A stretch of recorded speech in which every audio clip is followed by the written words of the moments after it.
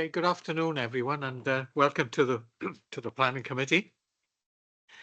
And first item on our agenda, any apologies for absence? I know we've had a few, haven't we? Yes, Chair, got apologies from Councillor Richard Lewis, Nicola Matthews and Mike White. Mike, okay. Item 2 then, any disclosures of personal and prejudicial interests? Are there any? No? No, thank you. Item 3 is, are there any items for withdrawal or deferral? There are none. Oh, blood. A very quick meeting otherwise, no. And then item 4, we move on to item 4, is the application to add the footpaths to the definitive map, and that's the playing fields at Warnarloyd. And this over to you then, Chris. Yeah, thank you. Thank you, Chair. I am Chris Dale. I'm the definitive map officer for the council. Can we have slide 1, please, Paul? I'll go with the recommendation first and then explain how the council has reached that recommendation. And there's a slight alteration to the recommendation that's in the report as well. So it's recommended that the council refuses the application for public footpaths across the playing field on the grounds that an application for a modification order under Schedule 14 of the Wildlife and Countryside Act 1981 is statutorily incompatible with the use for which the land is held by the council, and that use of the claimed routes cannot have been as of right. And I just add to that, however, the claimed routes that are not across the playing field could be recorded as public footpaths. Background. Under the Wildlife and Countryside Act 1981, the public can apply to the council to have the definitive map and statement modified if they consider there is an error on the map or statement. Applications are usually to record a right-of-way considered to be missing from the definitive map and statement. An application must be considered on the basis of the evidence for or against the recording of public rights-of-way. Other issues, such as inconvenience to the landowner or the applicants, are not relevant. Under the Highways Act 1980, a route that has been used by the public as of right and without interruption for 20 years is deemed to have been dedicated as a highway, unless there is sufficient evidence that there was no intention during the 20-year period to dedicate the highway. The application. On the 8th of June 2022, the council received an application for a modification to add a small network of footpaths to the definitive map as shown on map 1. We have slide 2, please, Paul. The application was triggered by the erection of a fence around the playing field, which completely blocked access across it, whereas previously access had been unrestricted. The application was submitted together with supporting evidence from users of the routes, and a summary of the user evidence contained in the forms can be seen in Appendix 7. Investigation. The investigation into the available evidence considered a number of maps and other documents, plus a report from Warnarloyd AFC, which acknowledges that people were using the playing field for access. However, none of the documents provide useful information regarding whether public rights of way exist across the playing field or not. The evidence is therefore solely based on that provided by the users of the routes. A total of 71 people provided evidence of public use within the 20-year period. Slide 3, please. During the process of interviewing the people who submitted evidence, it became apparent that there were more routes potentially being used by the public than were originally claimed in the application. Most of these routes consist of the tarmac paths through the housing estate and one across the playing field between points C and E on the map. These routes are the coloured routes shown on map 2. Slide 4, please. Legal issues to be considered. Consideration of whether existing routes can be considered as highways. Evidence of use of a route by an occupier adjacent to the route is probably an assertion of a private right rather than a public right, and such use could contribute to the creation of a private right of way rather than contribute to the creation of a public right-of-way. A number of the claimants are residents of Killicoid and live adjacent to the tarmac path through the estate. They would need to walk along these paths before reaching the routes across the playing field. The paths are maintained by the council's housing department, not the highways department, and they are not adopted highways or highways maintainable at public expense. The tarmac paths are also not public footpaths. Therefore, there is a question as to whether the evidence from this group of claimants is contributing to a private rather than a public right-of-way. It could reasonably be concluded that the paths were set out for the public to use when the estate was built, and therefore for this reason are highways. The evidence from this group of claimants is therefore considered to be admissible. As of right. The public must use the routes as of right, which means without force, secrecy, or permission. There is no evidence that the routes have been used by force or secrecy. However, it seems that the land may have been acquired by the council in 1947 for the laying out of playing fields under the Physical Training and Recreation Act 1937. An extract of this act is in Appendix 5. My colleague Jonathan will describe the details of this legislation and the reason why it is important after I've finished my blurb. The council's interpretation of the minutes in Appendix 8 is disputed by the applicant's solicitors, who state that there is no evidence to support the conclusion that the council has reached. Their letter is in Appendix 9. They state that the conveyance is silent on the reason for the acquisition. They also consider that the application for a grant under the 1937 Act is a separate power under Section 3 of the 1937 Act, afforded to the Secretary of State to make grants towards the expenses of providing facilities for physical training and recreation. They continue that none of the minutes in Appendix 8 refer to the land being purchased under the 1937 Act, and it does not follow that because an application for a grant under the 1937 Act was made, it was purchased under the same Act. The applicants themselves have also submitted a statement which can be seen in Appendix 9. They state that in order for the 628 new social houses to be built in One Isleworth following the Second World War, there would have need to have been 6 acres of green space available to every 1,000 people to be housed in the new housing estate, as required under the Town and Country Planning Act 1947. Therefore, the new housing estate could not have been approved if the appropriate green space had not been available nearby, and it would seem that the purchase of the 12 acres of land for the playing fields in the late 1940s was for the benefit of this new housing.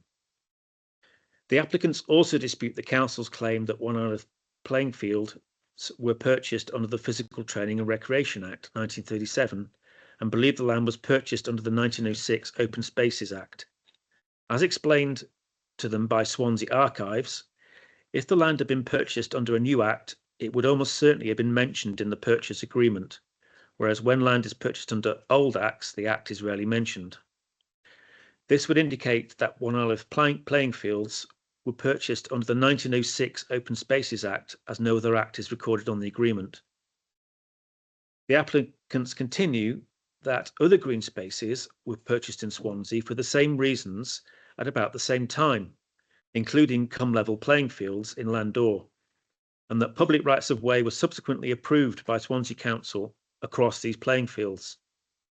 They conclude therefore that if the council decide that public rights of way cannot be registered over council-owned land due to statutory incompatibility, then this will have implications for similar cases in England and Wales, including where public rights of way have already been recorded on the definitive map.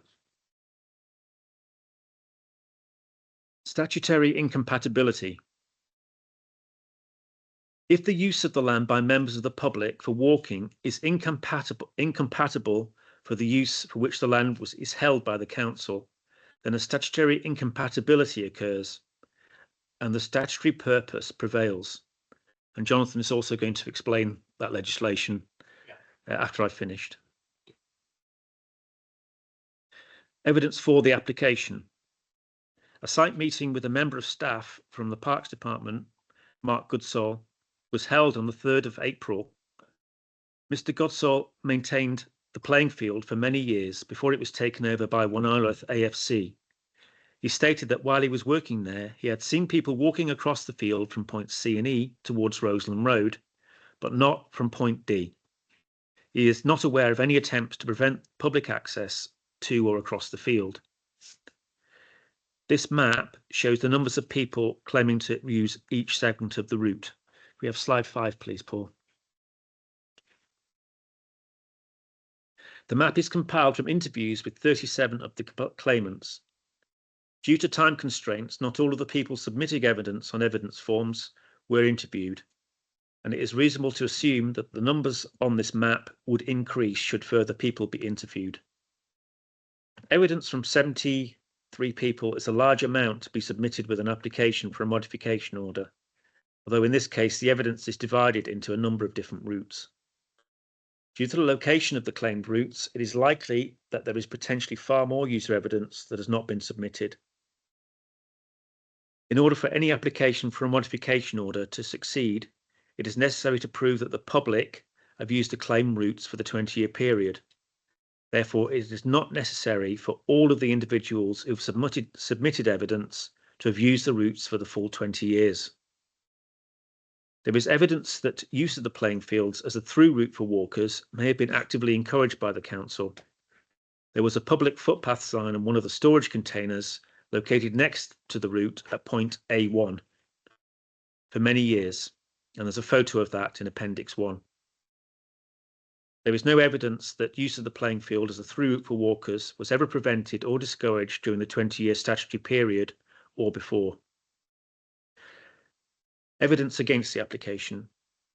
Although there is no evidence that the public's use of the claimed footpath was ever interrupted, the case law will be described by Jonathan prevents any public footpath from being dedicated by the council over this land under Section 31 of the Highways Act.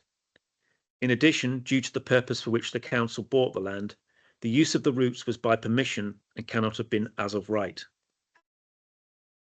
The conclusion is there is abundant evidence that the routes have been open and that use has been continuous throughout the whole of the statutory 20-year period, 2002 to 2022, and for approximately 50 years before this, and that until the fence was installed in 2022, access to and across the playing field was open and available at all times. However, the legal opinion of this council is that when the original intention of Swansea Borough... Sorry, I'll start that again. However, the legal opinion of this council is that the original intention of Swansea Borough Council, when they purchased the playing fields in 1947, was to provide recreational facilities under the Physical Training and Recreation Act 1937, as this is the only act quoted in the council minutes of the period.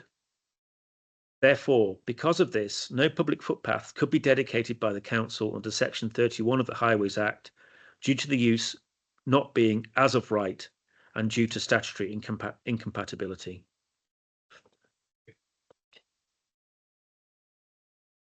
Thank you, Chair. I'm Jonathan Wills from the Legal Department. Yes, thanks to members. I just going to summarise really the legal position that Chris has just gone through now. As has been said, in order for the applicant's claim to succeed, they would need to show that the claimed right-of-way had been used as of right, i.e. without force, secrecy or permission. The applicants have provided evidence of my computer's just gone off.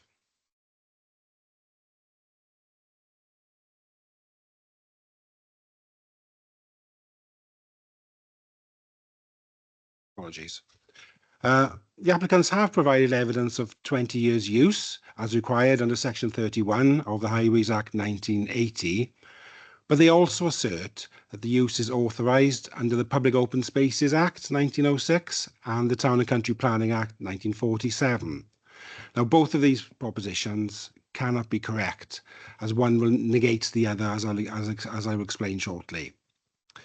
It's the Council's legal view that the land was acquired under the Physical Training and Recreation Act 1937, and is therefore not used as of right, as it is being used with permission under the Act. So Section 4 of that Act specifies the powers of the local authorities to acquire, lay out, provide with suitable buildings and otherwise equip, maintain lands for the purpose of gymnasiums or playing fields, like in this case, holiday camps, campsites, or for the purpose of centres for the use of clubs, societies, or athletic organisations, such as rugby or football clubs, which the land is being used for. Now, while the old council minutes, which are in your pack, do not specifically say, as the applicants assert, that the land was purchased under this legislation, what we do know for certain is that the council applied and received grant funding under the Physical Training and Recreation Act. So, and under that Act, the criteria for receiving that grant funding was that the land had to be held under the legislation. So from this, it's logical and reasonable to infer that the land was held and acquired under the Physical Training and Recreation Act, and as such, the use of the playing field is by right, i.e. with permission under that Act. So, and not as of right, as the applicants need to assert and claim. But also, even if the applicants, one of their assertions is that the land was held under the Public Open Spaces Act or Town and Country Planning Act for the housing estate, as they assert. Well, even if that's correct, which we don't think it is, well, that application will still fail because, again, under those acts, it's by right and not as of right. So the second issue then really, has been mentioned, is statutory incompatibility. And there's a leading case on this. Lancashire County Council and Secretary of State and the NHS Property Services versus Surrey County Council. Now this is the leading case on this, and decisions will follow this case law.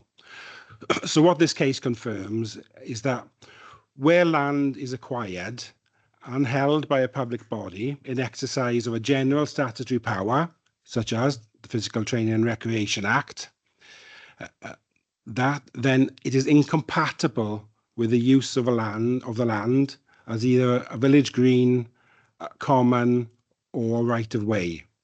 So, and as such, it cannot be registered as one of those three things. So obviously in this case, we're talking about a right of way. So it's our opinion that for these two reasons, the land being held and acquired under the Physical Training and Recreation Act, it is unable to be registered as a right of way, and therefore the application should fail. Thank you, Chair. Thank you very much. Thank you both. And we first to address us is our speaker, Suzanne Jeffries. You've got your 5 minutes when you're ready. Thank you.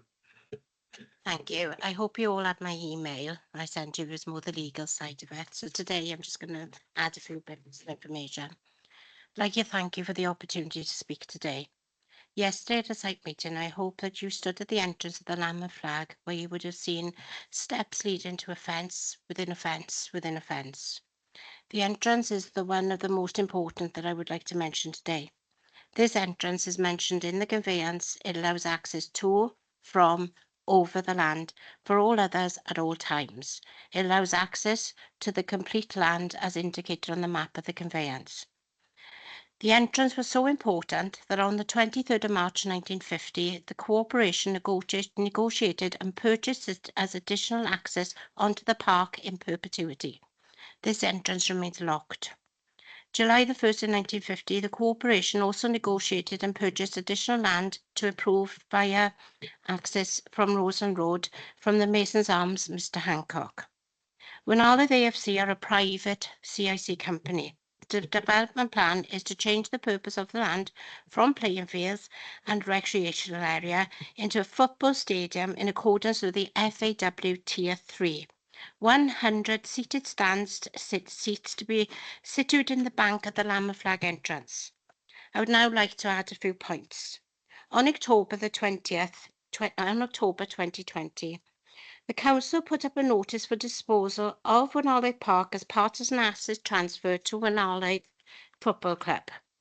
The lease included a statutory obligation, section 3.6.3, allowing the general public to have access to the open land at all times.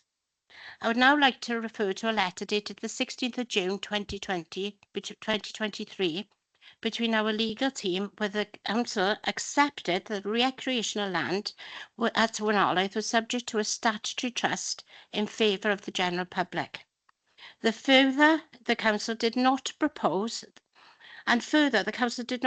to attempt to extinguish that statutory trust. It also confirms that the protocol for disposal was not followed correctly, and therefore the disposal and the asset transfer to another galaxy can no longer exist as stated. The land remains statutory trust. The recent meetings claim made by the councillors that the land was purchased under the Physical Training Act of 1937 and registered pathways would be a statutory incompatibility. Our solicitors are currently awaiting response to prove this claim. Without proof, we only have assumptions. The pathways have coexisted with the current layout of the land for 75 years. The incompatibility at the moment are the restrictions of the land which are currently stopping the general public their right to enjoy the open space for the intended purpose. As previously stated, income level was also purchased at the same time. Wenalaeth Park pathways have been approved over cum level. Does this not set a precedence for future registrations and challenges? I would like to thank you for listening. We have worked closely with Countryside Access over the last 2 years. Please could I end by asking Mr. Dale a question? I've written that down, but at the same time, I want to make clear that the grants were not only from 1937. They came from the Educational Board and they also came from the Health Board. And so that isn't exactly, and this is in the archives. So the grants for the application didn't just come from physical training, and they were actually directed to them because at the time, at the end of the war, funds were tight and they were trying to get money from anywhere to rebuild Swansea. So my question to Mr. Grant, if possible, would be, what would your recommendation have been based on the evidence that was put before you, in your experience, before the legal department in the council issued the claim of statutory incompatibility? Is it okay to ask Mr. Dale that? Sorry. All right. Yes, so we'll have the reply in due Oh, course right, then, yeah. right. So, and then the compatibility, the two examples that were used have only ever been used for town and village green. There's no example that this have ever been used for pathways. So when we've looked, this is for town and village green applications and not pathways or rights of way. So I can talk another 10 minutes if you'd like me to, but I think I'll wrap up. I'm shaking. Go on, you go. Okay, Yeah. thank you very Thank you. much. Thank you. Well done, thank you. Okay, any members? Don't answer that first thing, Chris, before we move on, or do you want to wait? Yeah. Yes, I can answer that. Yeah, when I first looked at this before, I'd heard about statutory incompatibility because it was a new one on me. I did think it was a good case, and I would have recommended that we try to record the paths. Yeah. Yeah. Thank you. Okay, thank you so much, and thank you, Chris. Okay, Councillor Black, please, you go first. Yeah, it's just a question because Chris has said they've changed the recommendation and some paths you are going to record as a public right of way. Could you actually define which paths they are from this map so I can be clear which ones you actually recommend to be accepted?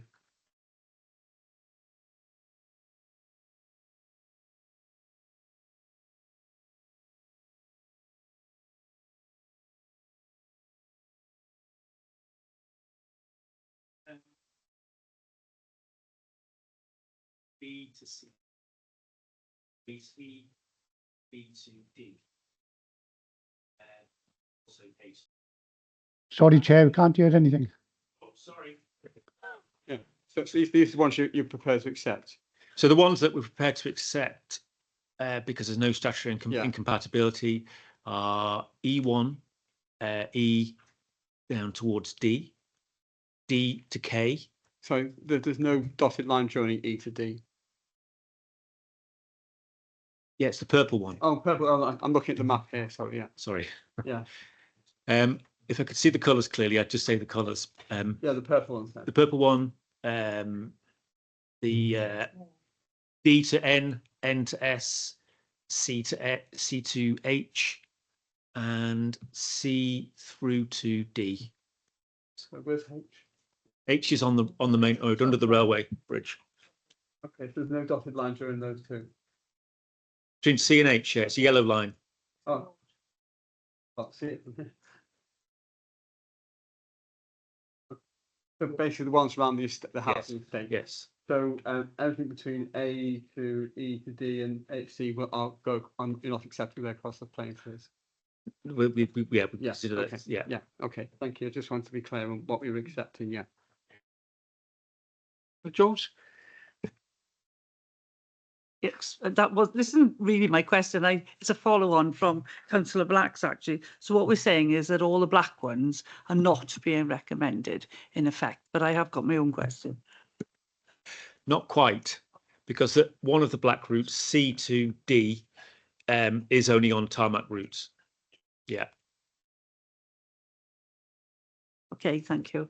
So the ones that are all highlighted actually are but wind their way through the estate as tarmac paths. Now, when I didn't go on the site visit yesterday, I couldn't, but I went on Sunday and had a good look round. And the one that is, I think, it's possibly E or it's number 6. I'm not quite sure. There's steps leading down. You can see the steps. And then there wasn't the old fencing from years ago, like we have everywhere. And then, of course, the new fencing was inside that. So that ceased to be able to be used as soon as that fence went up, I take it. But it was being used up to that point. Okay, so what we're looking at is not the fact that all these people are saying they've walked it. What we're saying now is there's some legal definition of this incompatibility, which has now caused all this to be stopped. So even though people have given all this evidence, we can't actually use it because we've come up with this incompatibility. And yet, does it happen anywhere else, and I must thank Mrs. Jeffries for all the work she's done, because she seems to have done an awful amount of work and research, and it was appreciated to read, obviously, from the residents' perspective. But I just need to know, if we didn't go with a recommendation, what are the ramifications for us? I just need to know, I think, the other side of us not agreeing to the recommendation as well. Well, I'm only able to discuss what the situation is with the rights of way. So I don't know what. So if the application failed, I don't know what the council would do with the land. Whether they would restore the fence or maintain the access points or what. It's up to the Leisure Department. But in terms of this particular issue, the attempt to record footpaths across the playing field, the applicants can appeal to the Welsh Government to look at the situation again and reconsider it.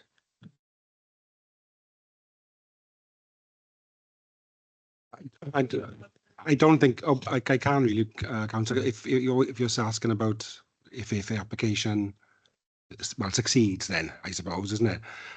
Yeah, like Chris said, really, that would be up to the council.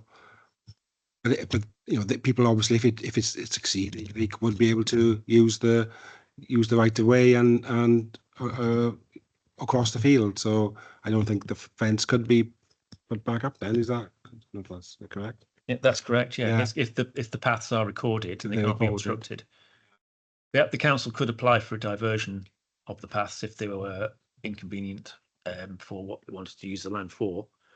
But the paths would have to be opened and maintained as public rights of way. Sorry, so you said the fence would have to be taken down at that point? At those points, yes. Because there are gates. Yes. Well, sorry, I should say at one point the fence has been taken down and then restored, so that would have to be put back as a gap. And at one point there is a gate which has been unlocked since I think before Christmas, and there's another gap at point C, which would have to remain as a gap. The council, if there's an issue with motorbikes, which I think has been suggested, the council could put barriers up to deter the motorbikes, but at the same time allowing unhindered access for pedestrians and people in wheelchairs or pushchairs.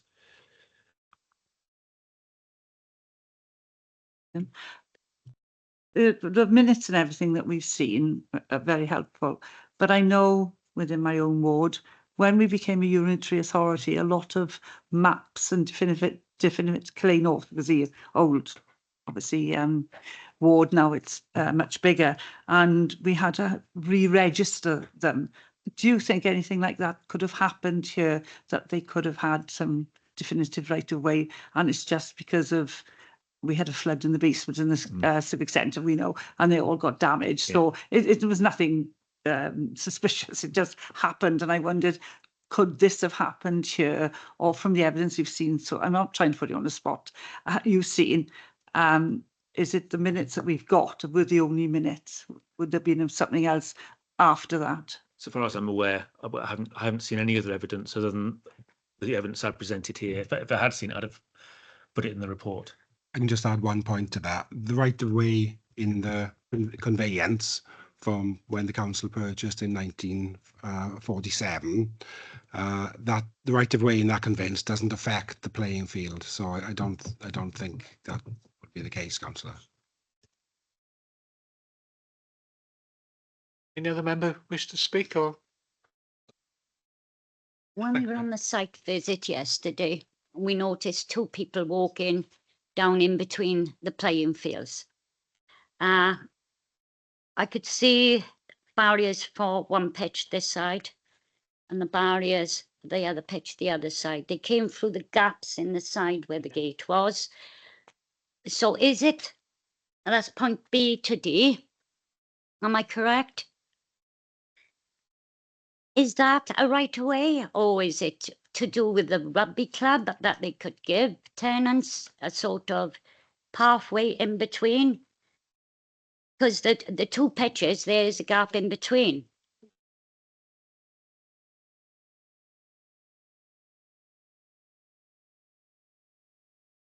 I think Is it legally? Know what I mean? there's no legal right of way No. at the moment, but I think we discussed on the site meeting yesterday that the council or possibly the leaseholder has the power to provide permissive access through there. Okay, thank you. No, that would be just by use of access across the playing field by permission. Yeah. Okay. Oh, sorry. Yeah, just one point for clarification. I think the route from B to D or D to B, I mean, that's going to go through the current soccer pitch that's there now, which is fenced because of that legal requirement by the Football Association of Wales. I don't know how that would work in terms of being a right of way. And if I can, Mr. Jeffrey, just ask for one kind of clarification that you mentioned in your letter, and that was at the access point A, which is at the Roseland Road entrance. You mentioned the fact that at times it is partially blocked. Does that mean it's blocked on certain days, or by? So you have to go through the chair.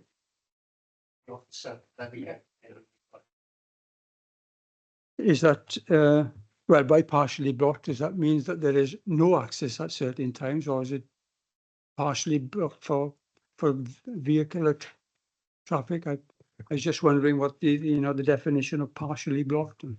As far as I'm aware, any times when the routes might be blocked would be just temporary, just for 4 minutes, and the route that's claimed from A to B is a track or on private road to the school, so it can have cars on it. But so far, I've walked along there when there'd been, I think it was, I timed it very badly and arrived when it was school leaving time, and so it's very busy. But I managed to walk along the track as long as I kept my wits about me without being stopped by cars or other people. So I don't think the routes could be said to be blocked for any substantial length of time. It would just be a temporary, just perhaps a few seconds or a minute while a car was reversing or something like that. Yeah, thank you for that. Fine, thank you very much. Got no other hands up to speak? No? Sure? Okay, sorry, no, it's not allowed, sorry. Yeah. And anyway, you members, you will see on page 1 of our report, the recommendations there that the council. Yeah, right, and we've got the amended recommendation. But the all I got in front of me, Gareth, is page 1. Yeah, just amended. I don't know if you want to read them. Oh, if you would then, The Chris, amended yeah. recommendation Just to- again, for clarity. To get it right, yeah. Sorry, thanks, Johnson. So the recommendation has just had an extra few words put in Okay. it. It's recommended that the council refuses the application for public footpaths across the playing field on the grounds that an application for a modification order under Schedule 14 and so on and so on. The rest of it is the same. Okay. And I could change the recommendation to say that the council could record the routes that are not across the playing field as public footpaths. Yeah. So that's the tarmac routes through the estate. Yeah. So we're gonna have, it means changing this recommendation now then, yeah? Yeah. So if we can, did members get that? No, I just want to get it right. Yeah, I've got it, but wouldn't the resolution have to be more specific to be legally valid? I think it's it is specific enough. If it's the routes that are not across the playing field, we can record them as public footpaths. We could also say the claim routes that are not across the playing field, which are tarmacked paths through the estate. They're all tarmacked, whereas the routes across the playing field, none of them are tarmacked. So that would define it slightly better. We could list the paths that I consider could be recorded. Could we have, sorry, Paul, could we have map 4 again, please, or map slide 2?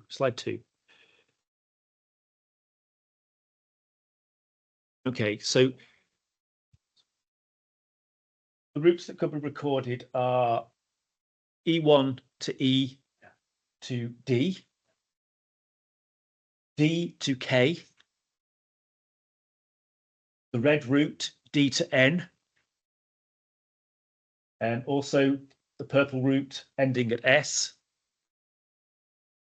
the yellow route from C to H, and also the black route from C to F to G, and the route from F to D, which is another black route.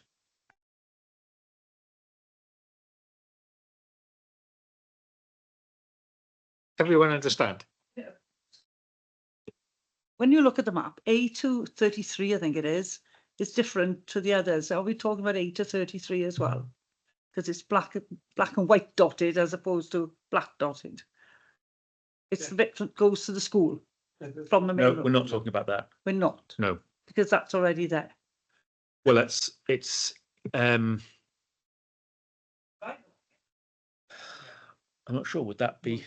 I mean, the thing is, if we across the playing field. yeah, I mean, in order to use that particular route, you'd have to go across the playing fields. Yes, right. Yes, okay, yes. That that would be a private right of way. So if you're trying to record a right of way to something on the right of way, that would be considered a private right of way.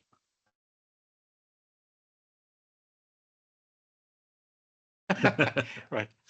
But or Vascular, before we move, is everyone understands what's being proposed? Sorry, Mike. Can I just ask them to confirm that what you've just said now would be included in the recommendation? Resolution, I should say. It would. Okay. Yes. Just want to make sure that everyone understands. Yeah, so don't take a vote on that now then, please.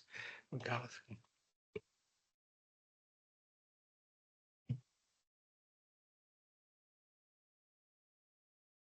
So councillor Mair Baker, For the recommendations. Peter Black, 4. Bill Downing, 4, Alan Jeffrey, 4, Mary Jones, For, Mike Lewis, 4, Mark Tribe, 4. Andrew Williams, 4. and Paul Lloyd.